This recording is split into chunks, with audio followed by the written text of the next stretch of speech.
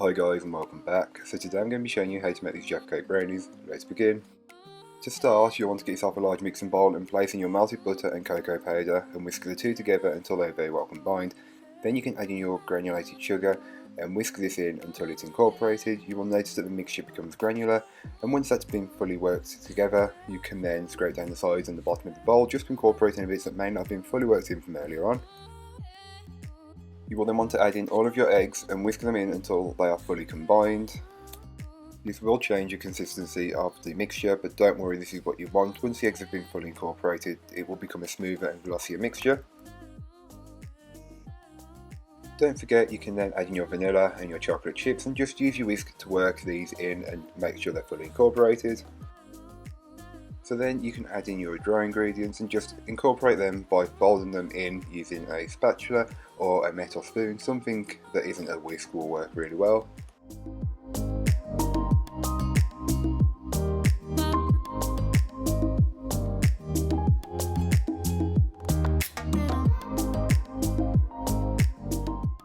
You can then transfer the brownie batter from your mixing bowl over to your lined 9x13 inch cake tin and just level it out using your spatula or an offset cranked palette knife, whichever works best for you.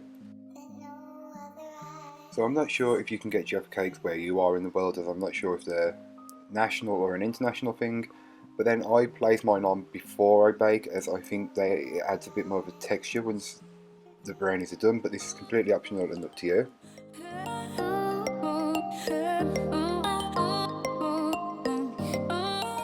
And then in the remaining gaps in between the Jaffa cakes, on top of the brownie, you can then add in some orange zest. This is just a zest of one large orange.